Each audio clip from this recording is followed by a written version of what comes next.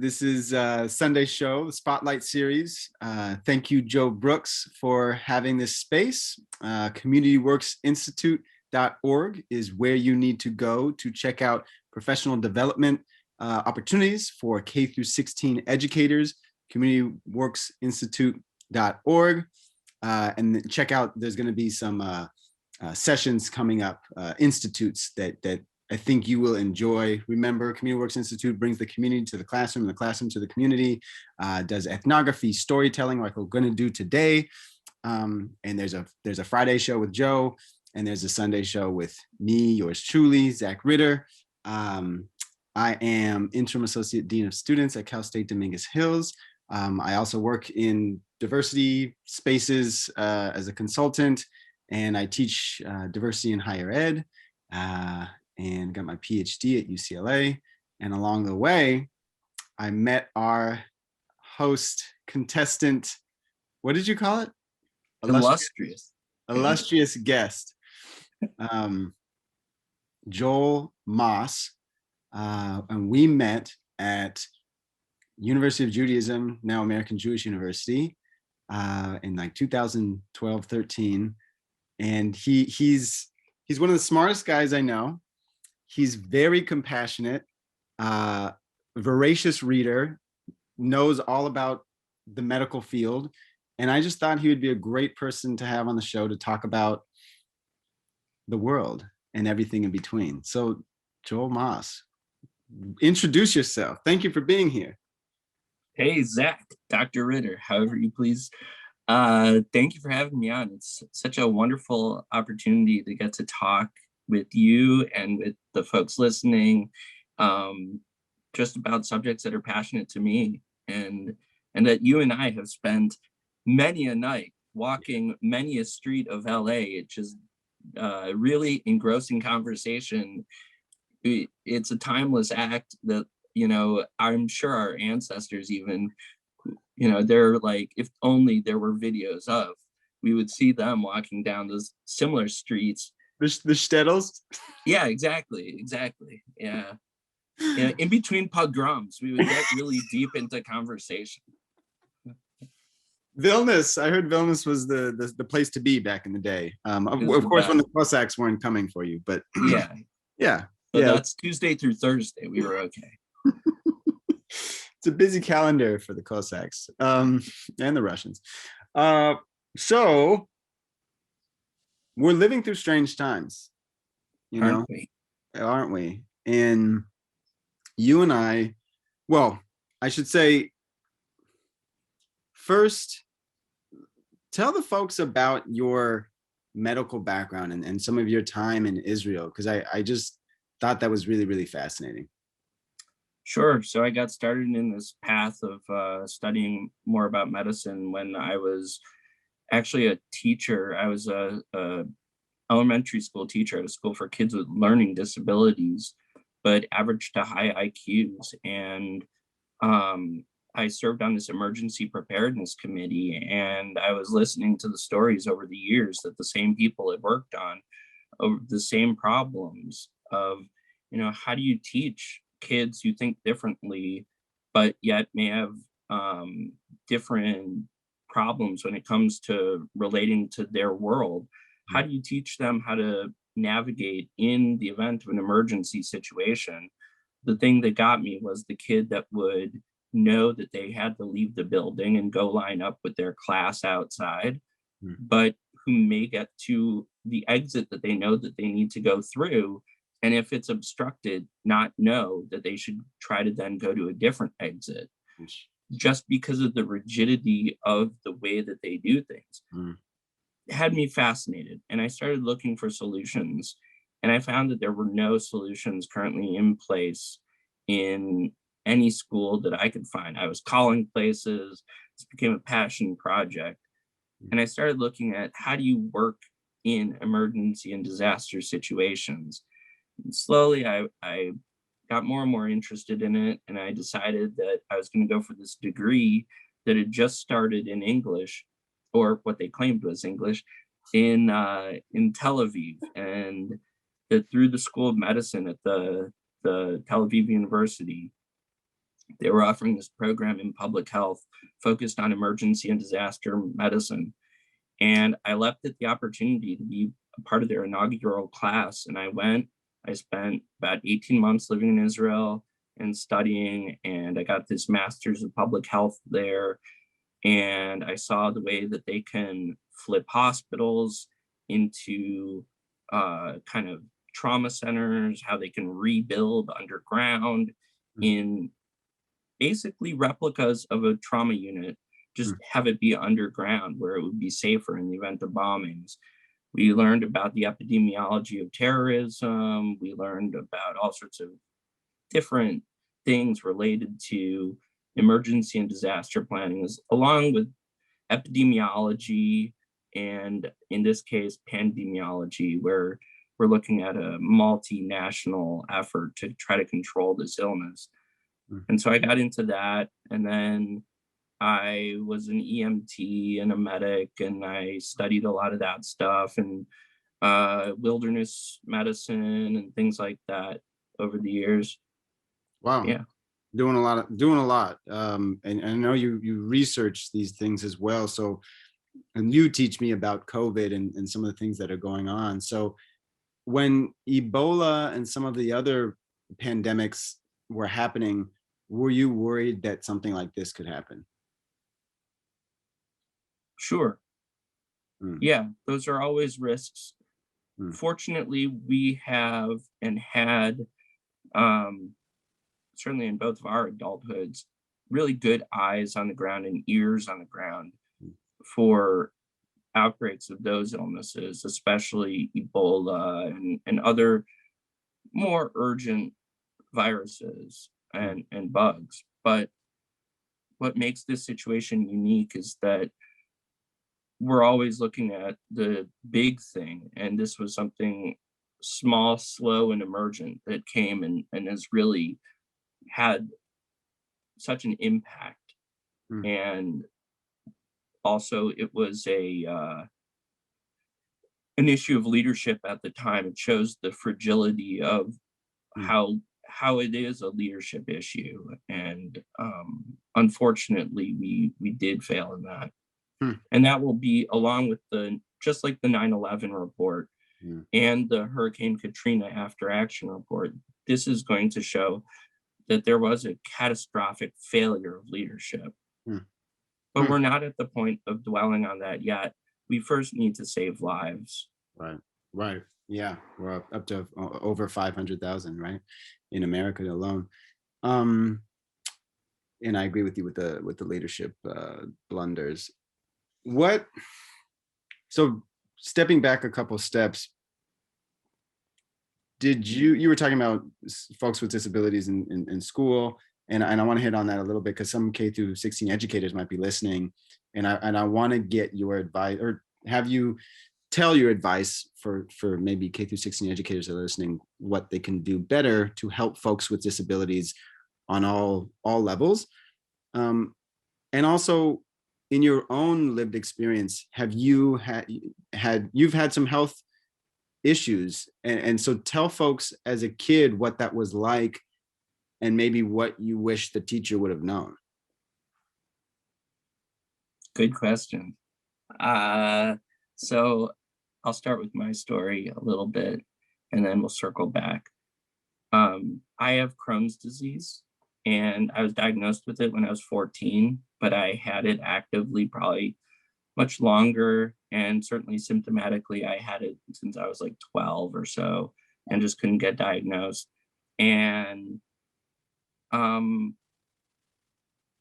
think with me, what I would have wished teachers knew was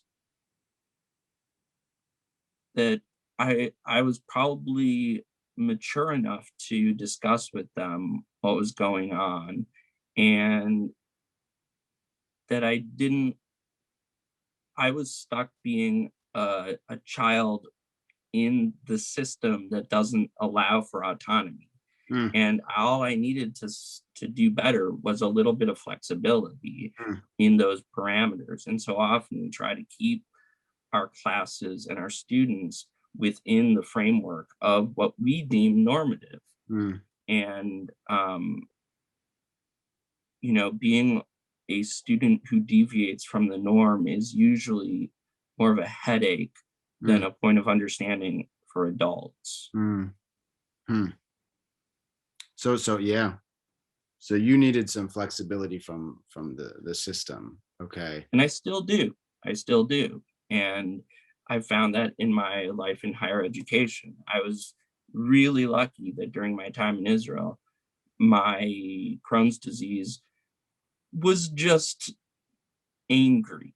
It Mm, wasn't ferocious. mm, So in between trips and in between everything that I was doing, I was still running around the corner to the clinic once every couple weeks mm. to go in for treatments and things like that. And it was very difficult. But fortunately, with the socialized medical system, I did much better than, ironically, where there isn't a socialized medical system. So you're saying those Israelis are a bunch of communists, huh? Is that what it is? Uh, They took good things from different places and yeah, they've applied them well. yeah. No, it's much better to have a healthy population. I'll Um, never forget the time that I finished going to the doctor there. It was the first time. And I got done and I went down to the main lobby of the little clinic that I was at. And I went up to this lady who spoke, Russian, Arabic, Hebrew, a little English here and there. And I was holding up like my discharge papers and I was like, I'm ready to go. yeah, And she's like, yeah. And I'm like, right. Where do I go and, yeah, yeah, shell out the cash? yeah. And she was like, uh, what are you asking? Oh, wow. And she had to go get someone. And they came and I said the same thing. And they're like, I think you have to go downtown for that. I don't really know. Let me ask someone else. Oh, They're going around asking.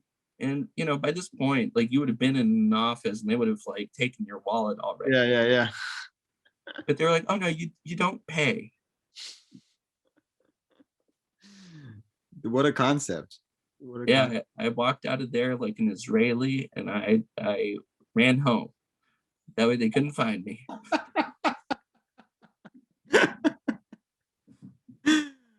Oi, I love it. So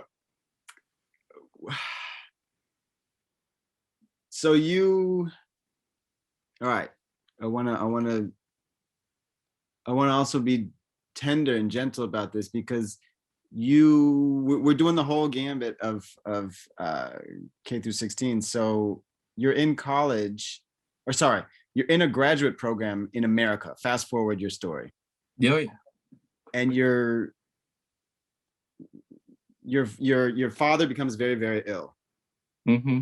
And I Yep. think you actually maybe went into the graduate program after you got to Cleveland. Sorry, Yes. but I mean, there are, as you know, people's parents are dying right now from COVID, and they're trying to make it through school.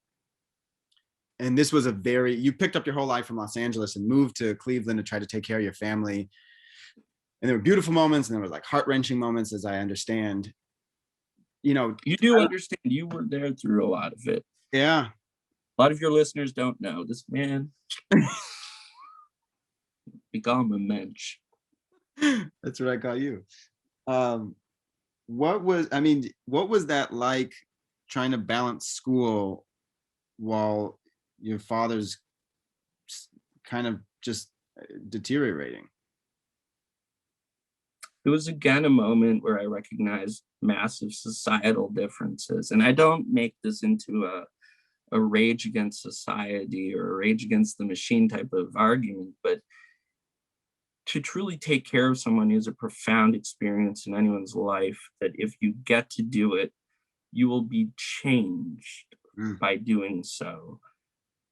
I I can't articulate how I was changed, but I know I was. mm, I certainly have a lot more compassion because I recognize that no matter what paper I see, if it's reflecting a person, there's a lot else going on.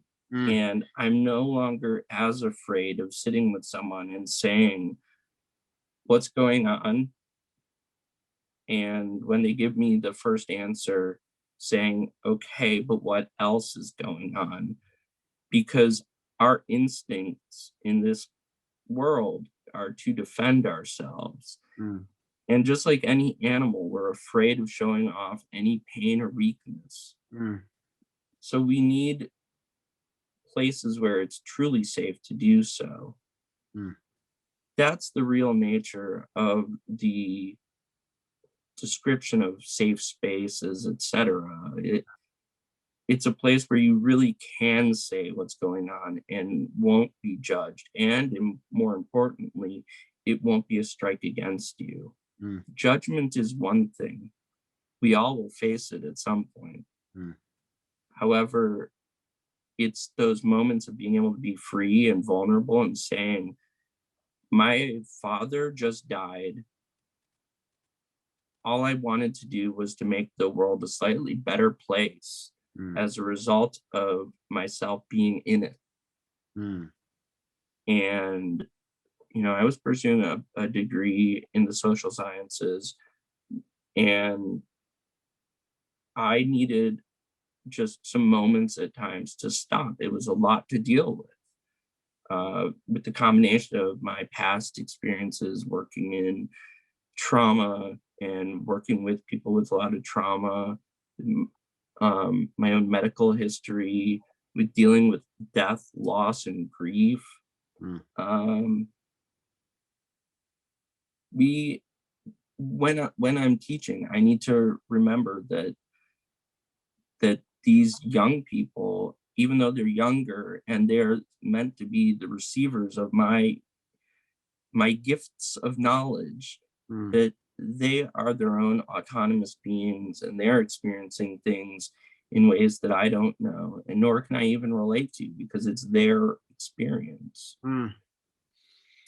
Wow. Oh, that's a lot. I mean, you share on this show, we talk a lot about storytelling and the power of storytelling and the mental images that our brain creates as we hear stories, which is the beauty of movies. Obviously, there's moving pictures.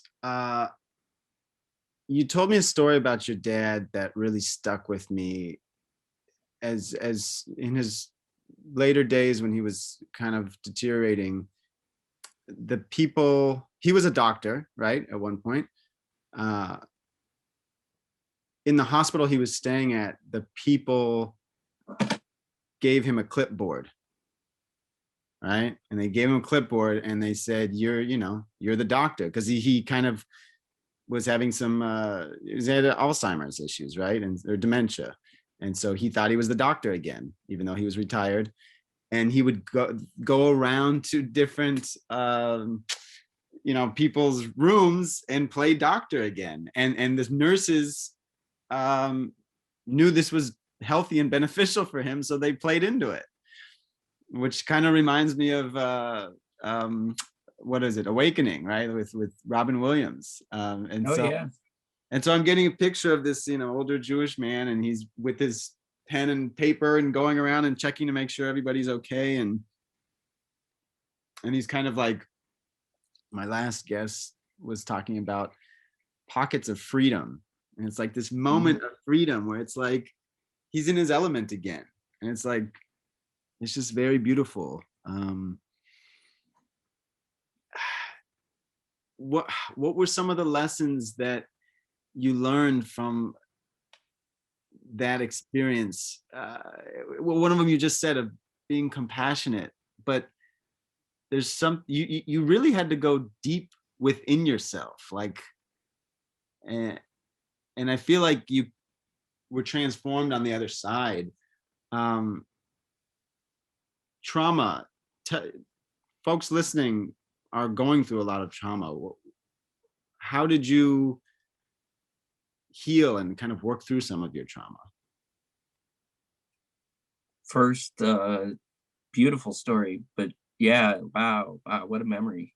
Um, One that I hadn't dwelled on in quite a bit. That Well, I'm because it's impressed. a happy one. It's a happy one amongst not happy ones. Yeah. I have tears, of happiness, and I have tears of sadness at that moment. It was so bittersweet that he wasn't quite as sick as everyone else at the time. And so he was mobile and walking around his unit, and my father, that is, and he was not sure why he was there. Part of him thought he was on a cruise ship at that point, and he was having a great time. It was that, or he thought that he was then on a kibbutz, Oh, wow. and that these were all, just the nice members of the kibbutz. And it was a Jewish nursing home, and so there was a lot of Jewish art that he wasn't familiar with hanging around. And he's like, wow, they've really decorated the place and everything so well. And it was so nice. And yeah, I remember the clipboard, and that was a very moving Mm. experience that he would tell me about, oh, I have all these patients. And it was like, okay, cool. I think the way that I dealt with it was therapy Yeah. and crying, Yeah. a lot of crying, Mm. and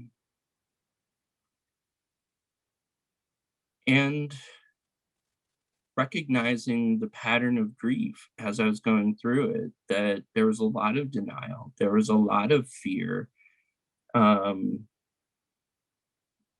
and that's what people are going through right now. It's the fear of, how will life look without this person if Mm. I lose them? And that's what sings to people's souls Mm. and causes them the tearful nights and the fear. The reality is that you have these moments of life right now, Mm.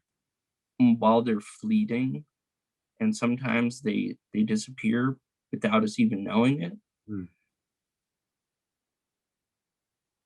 It's part of a cycle, and something that I, in my in the depth of my despair, remember thinking was that if Einstein were to look at this, there would be a law created regarding the soul's energy, Mm. and that energy can neither be created nor destroyed. Mm. And that my father, as a doctor, even though the majority of the time that I knew him, he was retired and within the realm of Alzheimer's, dementia, though I know that there were people that used to come up to me on the street and pinch my cheeks as a little kid and tell me how wonderful he was to them when they were sick and hurt, how he repaired them. And that's a doctor, so it's very tangible and obvious. But I think of other people out there who do very small things Mm. for others, and those are what are Mm. the cumulative love that they've left on the earth Mm. for us to find and gather. Mm. Wow. The cumulative love. Wow. Yeah.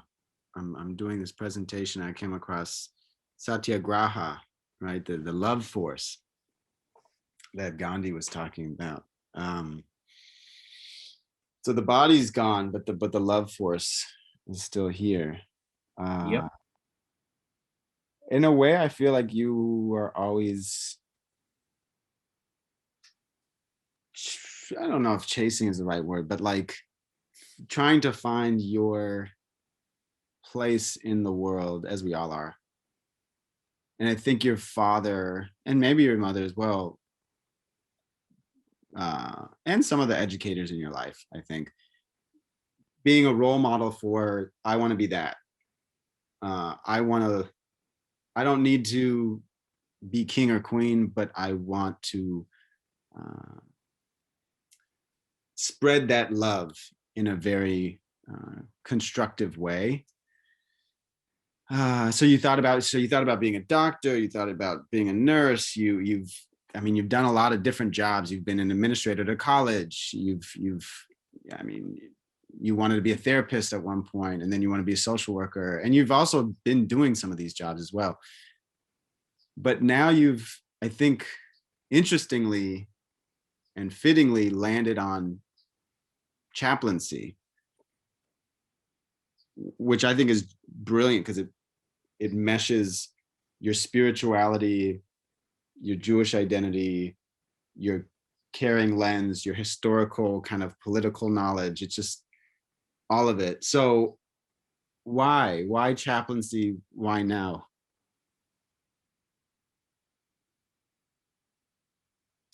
I think we're at a point in our country where pain is beginning to be acknowledged. Yeah. This epidemic that we're in of COVID as a nation is just, it's just a brutal death of people, a mass slaughter of innocent people. But before that, we had so many innocent people also dying and being killed, and that was despair as well. Mm. And I wish, so one of the rabbis that I study a lot is Rabbi Nachman of Breslov, who's a rabbi in the 1800s and grandson of the Baal Shem Tov, or great grandson, I forget. It's a lot of mythos behind it. But his one of his famous sayings was that if you grow out your side locks as a Jew, that as long as you had those and you repented, I believe, as you died, he would reach into the pits of hell and pull out even the worst of his disciples. Wow. And that's sweet, but the reality is that if here on earth we have suffering and we have a way to ameliorate it and to make and lift anyone, we must do it here and now. Because that is what we know for sure. The opioid crisis, I remember actually being on the phone with you frequently on our lunch breaks. And I remember I used to go for this walk, and it was right around the Veterans Administration building in Los Angeles. And I remembered seeing people one day on my walk parked right across from the VA that were ODing on dope. Wow. And these were guys passed out on the ground in their cars. I don't know what happened, but I remember having to call 911. And this is the pain and the despair that's occurring. And if I've walked through anything for any reason, I hope to be able to give it so that someone else doesn't have to struggle with it. Lessening the suffering in the world, which I think stems from some of your upbringing of being more empathetic because of some of the stuff that you had to go through, and really feeling like you're a very deep feeling person. And I think I am too, and that's why we connect on that level. And I think there's some type of, I don't know, intuitive thing that you have where you can step into a room and you feel people's energies, and you have a very giving spirit. You're like super sarcastic and funny, but you're also like super deep and thoughtful and just encyclopedic with your knowledge, which I think throws people off. Oh yeah. Right. But I think the chaplaincy thing is really, kind of perfect, because then you are the person who can take out from your backpack, like, oh, you need to be funny? Okay, I could do the funny. You need to be serious, and let's talk about, like, Rabbi whomever. Let's do it. But I love the emotional, intellectual rope-a-dope. Yeah. We have fun doing that all the time. That's where you and I get into trouble. Especially Like, at parties. People are not yeah, that at parties. you hold the little birdie up, and before they know it, they're seeing 12 of them around their head. But where did you learn that? I mean, because we think about education, we think about role models. Like, were there people or teachers or in school or teachers in your life that were very spiritual and also funny? I mean, sometimes those things don't go together. No, I think the first person that I ever had that did any of that humor stuff was a rabbi, actually, that I studied with when I think I was 10 or something, Huh. because believe it or not, I was going to a Jewish day school, and I said to my parents that there wasn't enough Jewish learning going on and that I needed more. And so I rode my bicycle often over to this rabbi's house, and I would study with him for like an hour plus. Wow. He taught me my bar mitzvah and everything, and yeah, he used to do all these impressions of old movies and things while he would be teaching, and it was very funny. And I liked that because it made everything interesting. Until then, I think all of Judaism had been really dry and boring. Yeah. And I was like, holy crap, I have to be in this for the long haul. Like, how do you stay awake when they're talking? It was torture. I think we haven't named it yet, but you and I have named it in our private conversations, that being Ashkenazi Jewish is a beautiful thing, as is any identity, but it also comes with a big historical weight. Not only from the Holocaust, but the 2,000 years in Europe of pogroms and violence, rape, trauma, ghettoization, all of it, scapegoating. So humor is the antidote. Humor is key to survival, and the pockets of freedom are the pockets of joy amongst the tumultuousness and the ugliness that can be life. And so you and I were working at a school that was not so fun to work at, right? What are you saying? and you and I just clicked because the humor and the education, we were almost like Hevruta, right? We were teaching each other. Hevruta, I mean, you have a better definition, but it's like Torah buddies, right? Study buddies. Yeah. It literally means haver is the root of it, which is friend. And so it's a friendly study partner. Interesting. Hevruta. Okay. And I think that's how I have most of my relationships that are really, really deep. You know, I mean, you know Peter, and he's not Jewish, but he feels, I mean, to me, he feels very Jewish. He's got such a Yiddish neshama, a Jewish soul, if you will. But we kid. But there's something interesting about, we talk a lot about on this show about socialization, identity, and how that informs learning. And I think something unique about our relationship is the historical, political, spiritual strain and humor strains that run through it all. And it's almost like I make you a better person and you make me a better person. And we're getting to this kind of hopefully zenith of authenticity, of kind of like love and care for society, and truths, like revealing certain truths,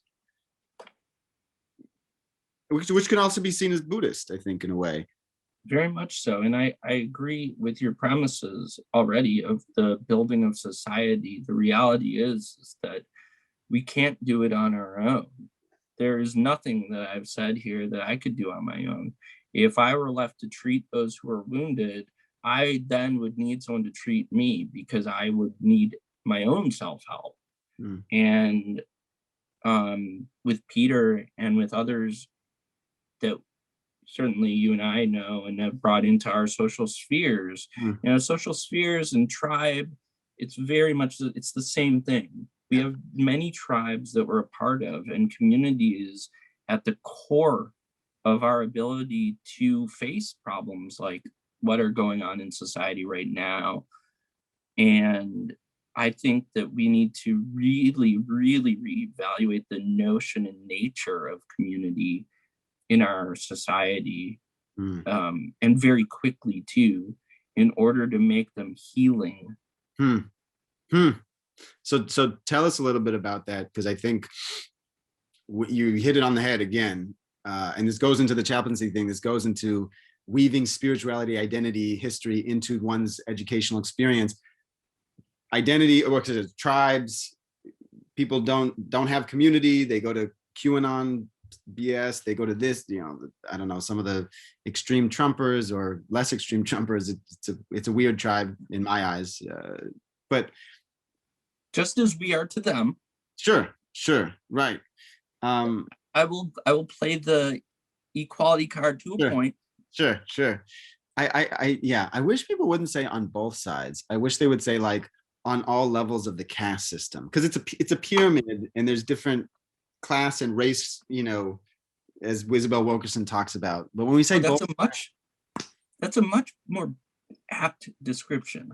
yeah, it's because it doesn't, the both sides doesn't factor in race, class, and gender. Anyway, so how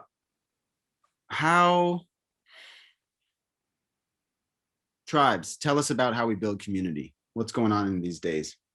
Why are we so Oh, fractured? because everybody's fighting over the same crumbs. Hmm. I was just listening to a piece about the meat industry. I believe John Oliver just put out a piece about it also, Hmm.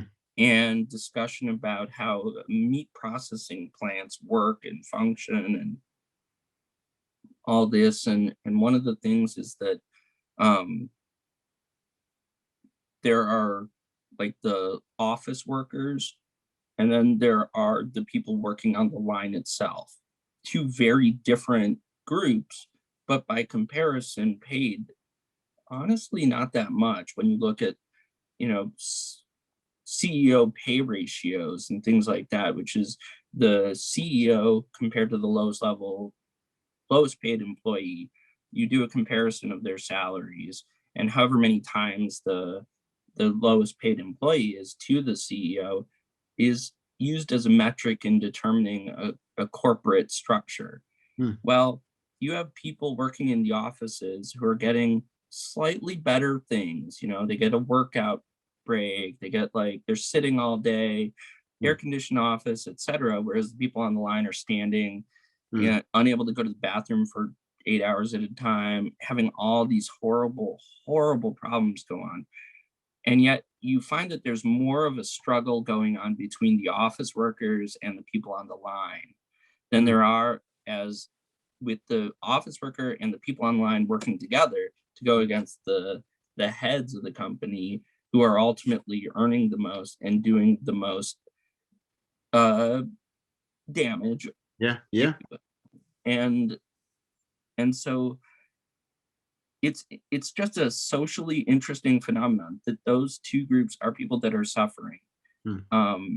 Certainly the people on the line are living in a much more impoverished state than the people in the office, but the fact that they don't unite shows that they're just fighting over the same crumbs. And we see this slow polarization occurring in our society, and it's been for decades, where we're seeing that wealth is the determinant of everything. Hmm. And there is a social, emotional and tangible sense of loss that's occurring in lower socioeconomic statuses.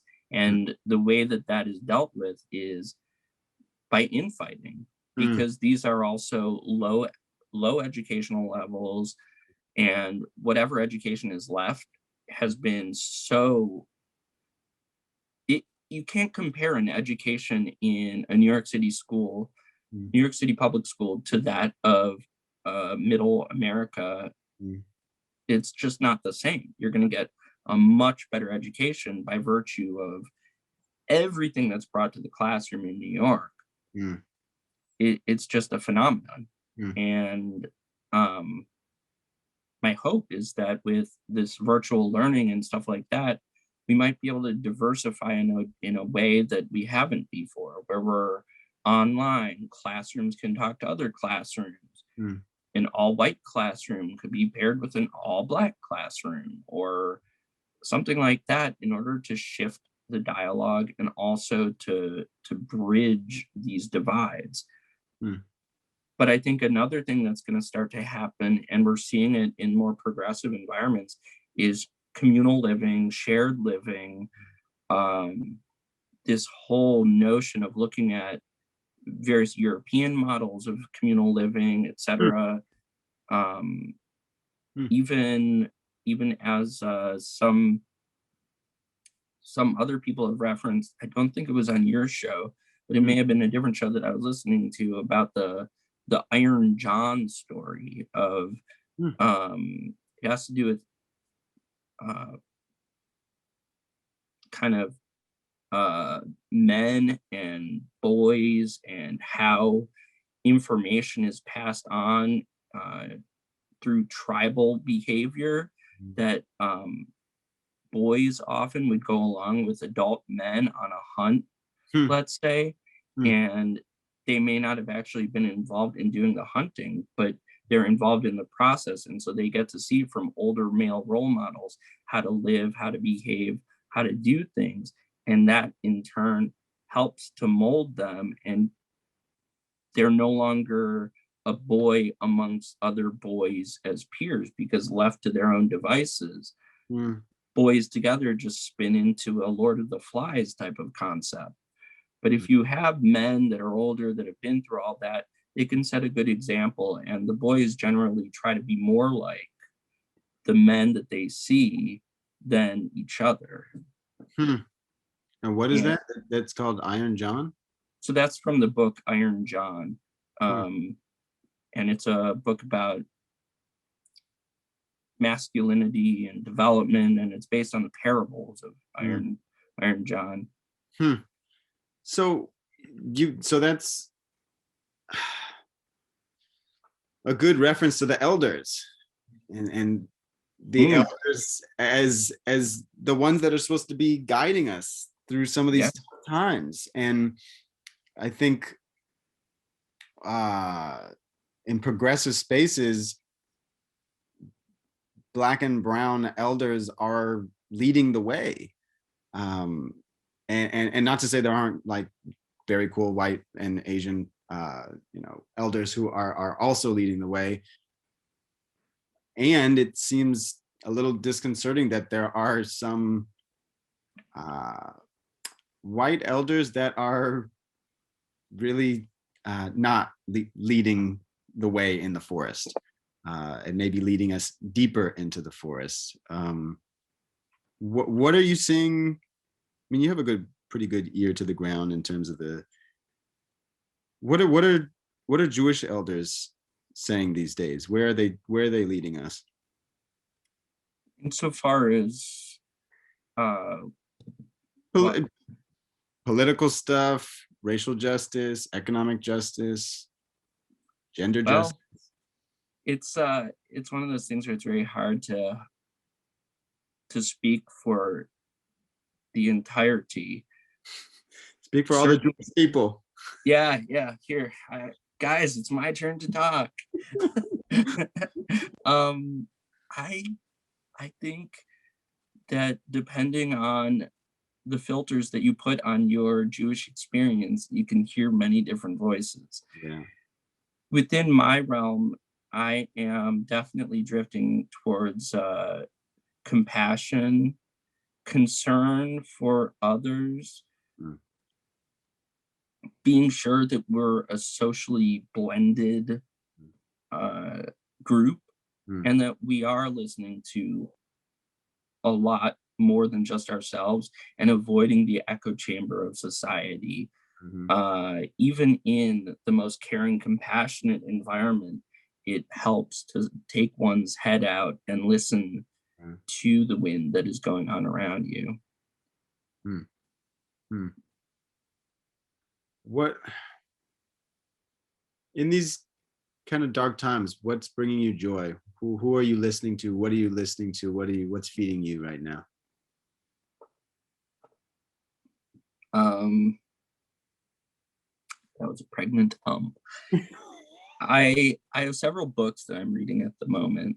Mm, I am reading one by Rabbi Leo Young, mm, who's considered to be one of the founders of modern Orthodox Judaism mm, in America.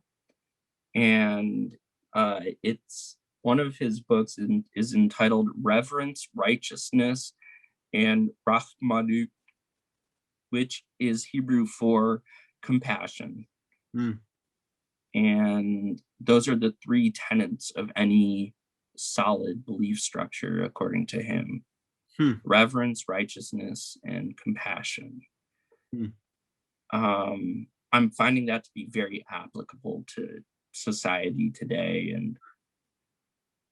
and how to meter my expectations. mm, So I've been delving into that quite a bit. I've mm. been reading um, another one. Let's see, what is it called? The Evil Hours by David Morris. Hmm. Um, it's a If you got it, show it. Let's see it. Sure. What is he talking about? This is a book all about post-traumatic stress disorder. Is it really? Oh wow, you're right. Yeah, You're yeah, like the very, very serious reading rainbow guy. yeah. You don't have to take my word for it. Take a look. It's in a book. Oh, LeVar Burton was just featured on CBS today. No Was he? plugs, brother. Oh my God, he's amazing. So what is this person? What's David Morris saying about post-traumatic stress? Oh, he digs into the history of it and the discussion about it, and Hmm. um, I guess like the social phenomenon of it. And yeah, I'll just make sure I'm telling you everything correctly. Yeah, he talks about it through the lens of like how it's affecting addiction, various other treatments, etc. Huh. It's you know, leisure reading for me. Reading. We haven't touched upon kind of Black PTSD and Jewish PTSD. We talk about that often. Yes.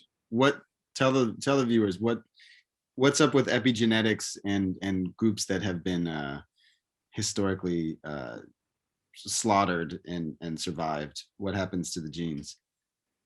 Well, the survivors are the ones who get to write the future, and the survivors are the ones who had the both cognitive reaction to get away, Mm, and also the ones who had the physiological responses mm, to this fear mm, and this impending doom. mm, Um, it explains so much about our Jewish neuroses. mm, It explains so much about in the Black community, a lot of the concerns. One of them we're seeing very clearly on display right now: this fear of our medical institutions in America. While the emergency rooms throughout the country are the number one places that most people are getting primary care mm, prior to the pandemic, we're seeing a lot of hesitancy to getting immunizations, et cetera, at a very fast rollout. mm, And that's all attributable to past indiscretions done by white institutions to Black and minority communities. mm, And it is exactly what one should expect mm, when a group is maligned and beaten into mm, an area, a ghetto, mm, and forced to survive on scraps of society. mm, mm, mm, mm.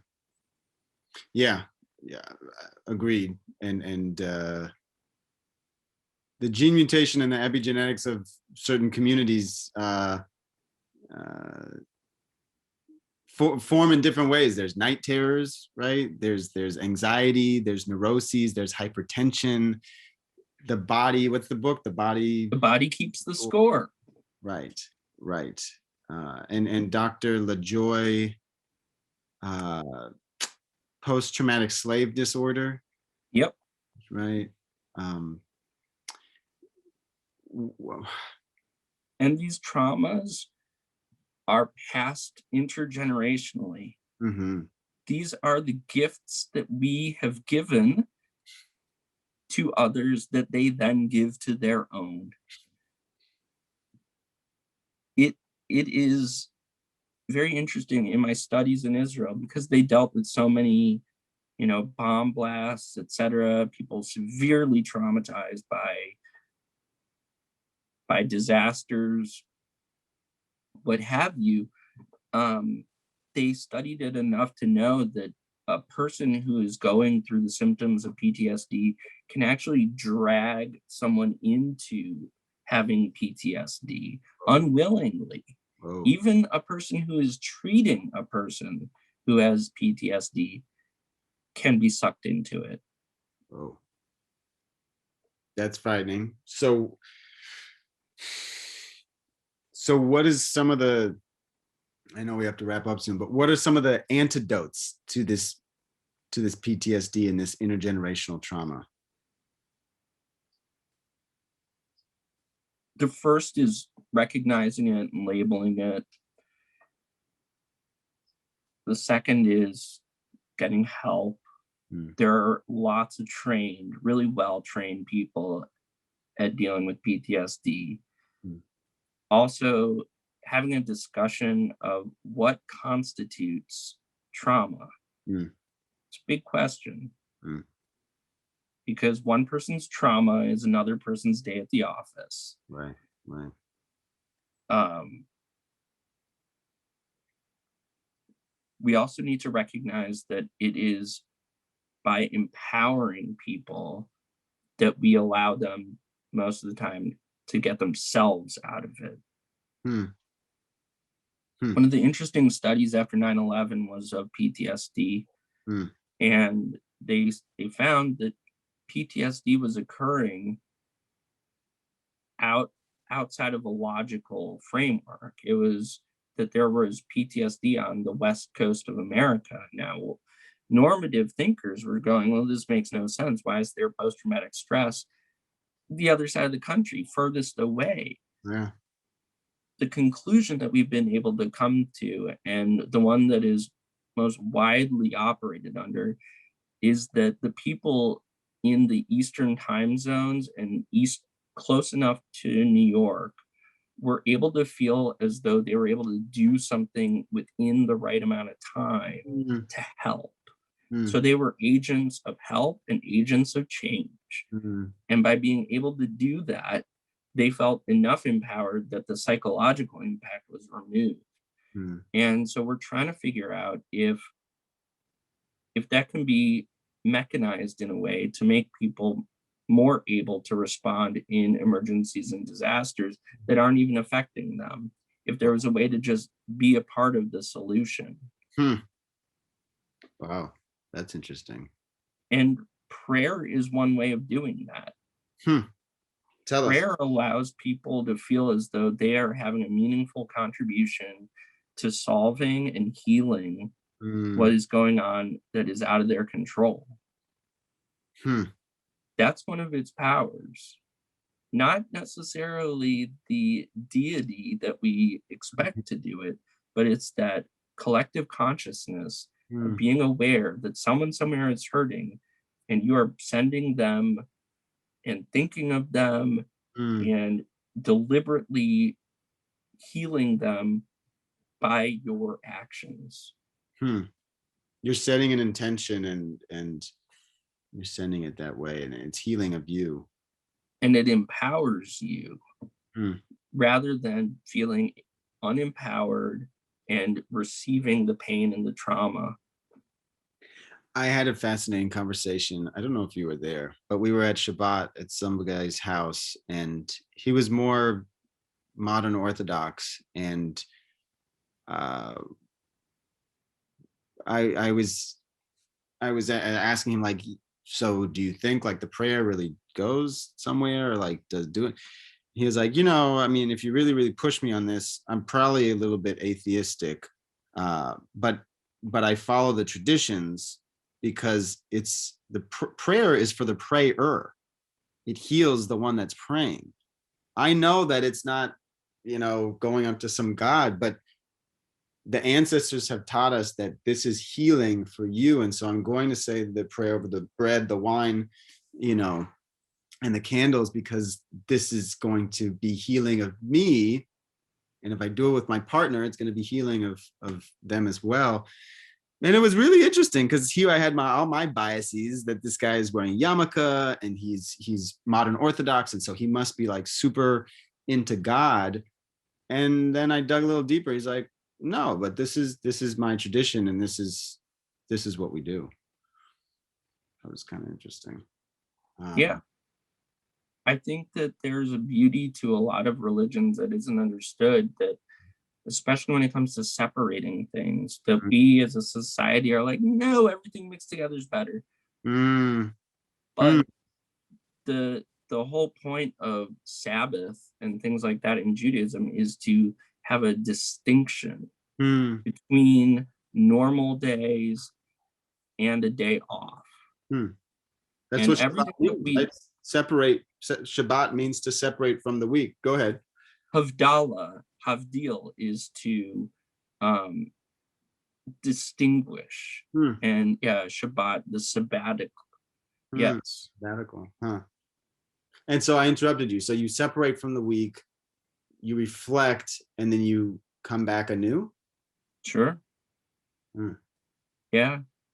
And the Sabbath is meant to be this very intimate, beautiful time hmm, hmm, away from everything in the world but your family and that which you care and love about. hmm.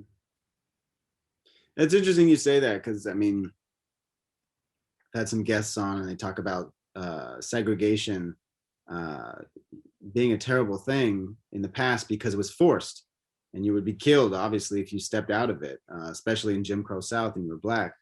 Um, or if you were in the Southwest, we don't talk about this a lot, that the Mexican folks were lynched, whether you're Mexican American or you're Mexican. A lot of whites didn't care, but you were lynched.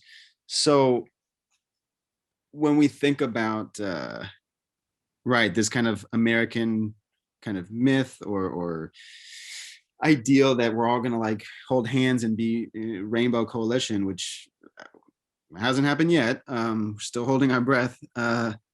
There is something healing that I've heard from my black and brown friends, of like being with black and brown folks, and you and I would go to Jewish spaces on Friday nights because we wanted to be in community with other either Jews or friends of Jews, right? There was a lot of non-Jewish people, but they Oh yeah, they were down with the culture, and they were, they knew some of the lingo, and it was cool. They knew some Yiddish. or we taught it to them in a great way, Yeah, and or exactly.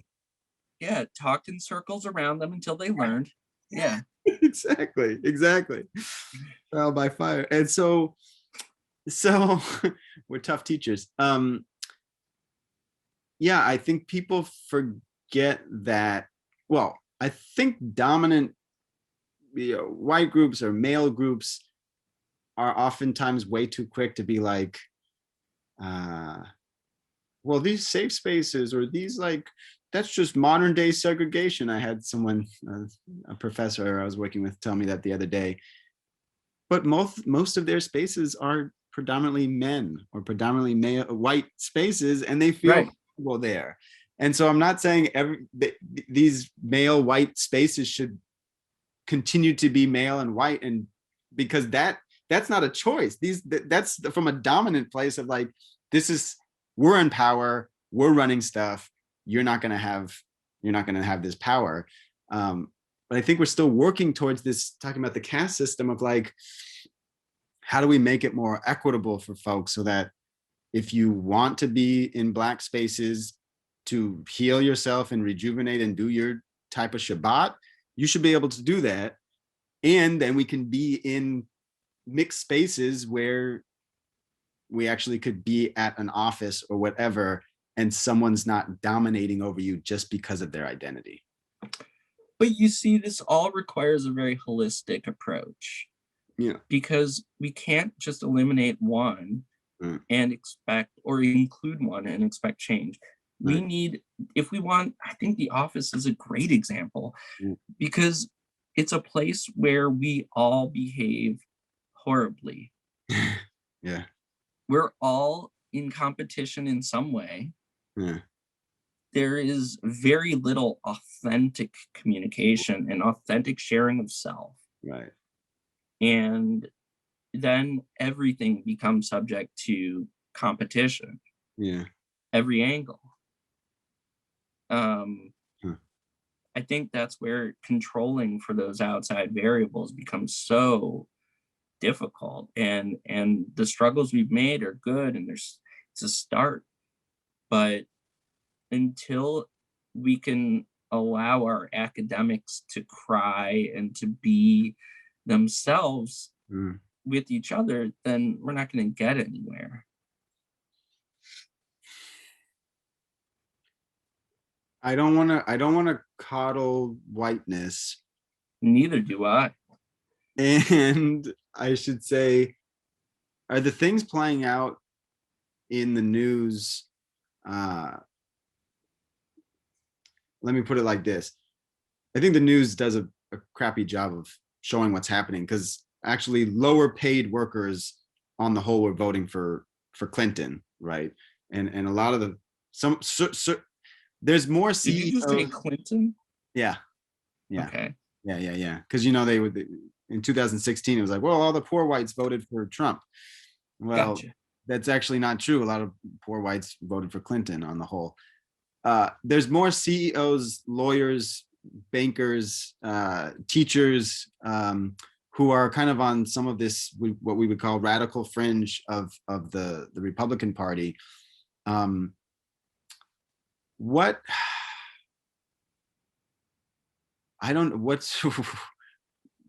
is wrong here? Do they not? They feel like they're the victims, which is crazy, and I don't want to coddle that. But what are some of the antidotes from I don't know, from a Jewish lens or from a restorative lens? Like, how do we get some of these folks to play nice at the playground, because they're not playing nice?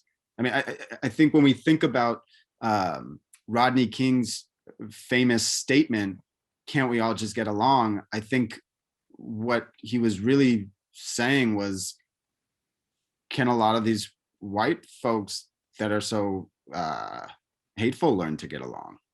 How do we restore some of this stuff to a healing place? Well, your question was, how do we restore it to a healing place? That's assuming that it was healing to begin with. It wasn't. I'm sorry. Yeah. But the way that we make it into a healing space from here is that we use our money for good instead of for whatever it is we've been using it for. The root of the problem is that to be a CEO of a company is driving a really big ship. It's having lots of ownership and lots of power. And that's all based in finance. And it's good because it keeps our world going around.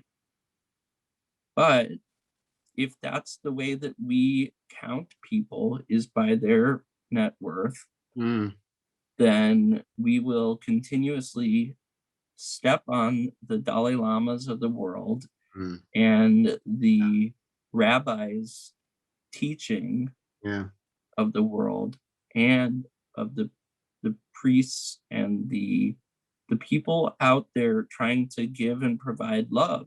Yeah. Those priests and those wise people include teachers, Mm. and they include the people that we entrust our progeny with. Mm.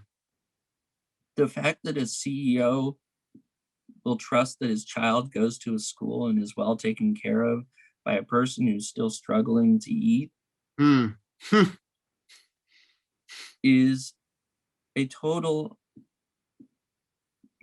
mental shift. Yeah.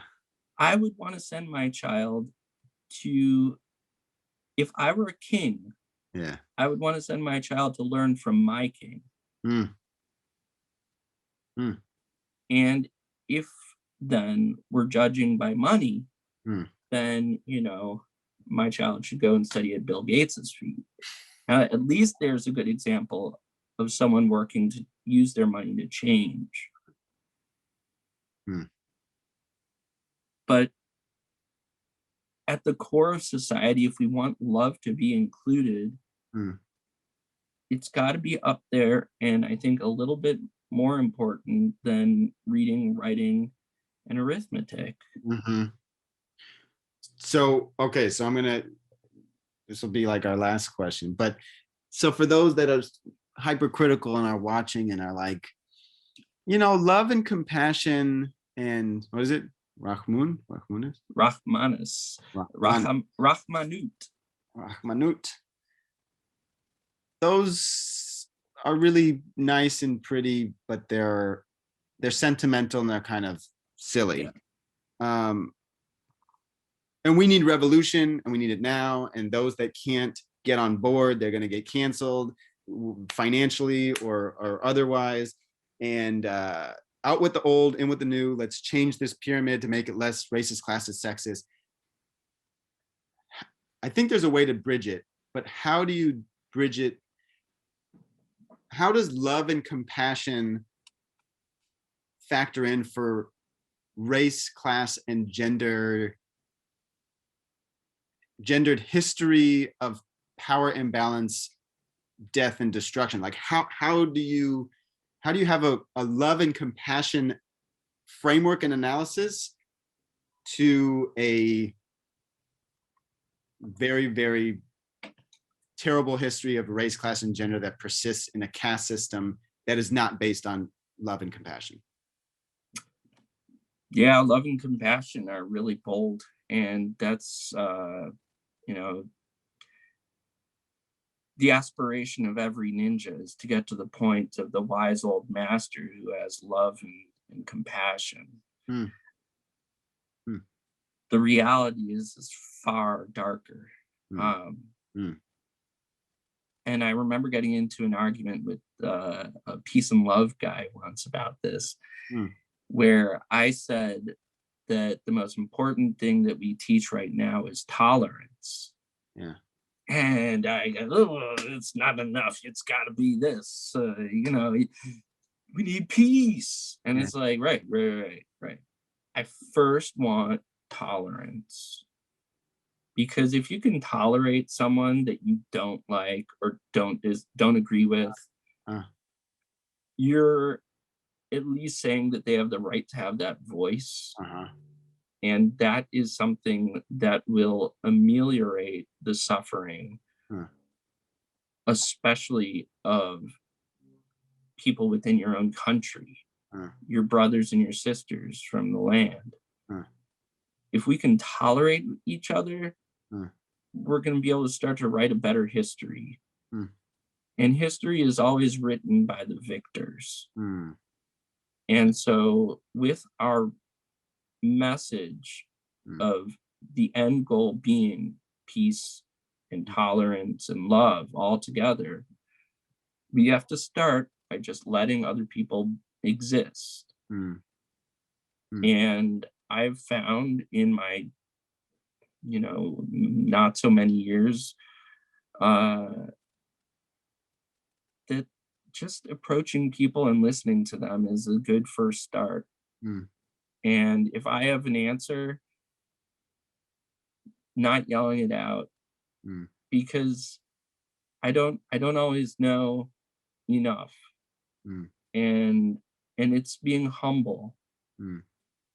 And those are what will win more people over and get people to learn more about how we really should be writing this history, Mm. which we don't know yet. Mm. The last page of every history book is blank because we have yet to write it. Mm. And perhaps in the next chapter is when we write that we have changed all the previous chapters. Mm. So we don't know if it's a future or a past. Mm. Right now we have a lot to work on. Mm. And the core of it is by learning. Mm. And it reminds me of the Jewish tradition of when we teach our children the first letters of the Hebrew alphabet, Mm. we put honey on the paper that they learn from, so that once they have said Aleph Bet, the first two letters of the alphabet, they then get the honey so that the letters may always have a sweet taste in their mouth. And that's how knowledge should be. Mm. As painful as some of it is, Mm. at its core, it is sweet. Mm. Mm. Wow. From your lips to God's ears. That was beautiful. Wow. Let's end on that note, on that sweet note. I love that. I love that. Both the history, every last page of a history book is blank because it hasn't been written, and the Aleph Bet, honey. Wow. Man, I'm so glad I had you on the show. Thank you for being Glad here. to be here. Let's talk later. Yeah, let's do it. Let's do it. Right on. After party. So ladies, gentlemen, and transgender brothers and sisters and folks in between the binary, Joel Moss, 2021. Man, when did I meet you? 2013. Jeez. We're getting old, sir. No, look at the beard. I love it. I love it. CommunityWorksInstitute.org. Check them out. CWI, Joe Brooks, is the head of that nonprofit that brings you this lovely production, the Spotlight series. I'm Zach Ritter, your host. Thank you for being here with me. It's been a good one on this Sunday.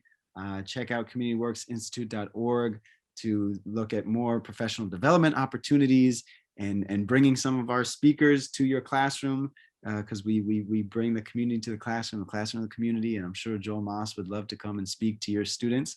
And yeah, on that note, this is a time of a lot of hurt and pain, and I think our guest today taught us how to literally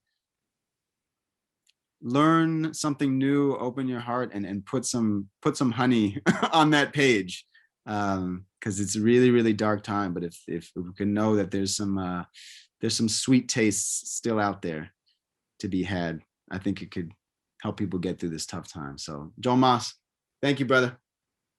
You. God bless. Thank you. God bless. Thank you. All right, everybody. Have a beautiful Sunday. Take care.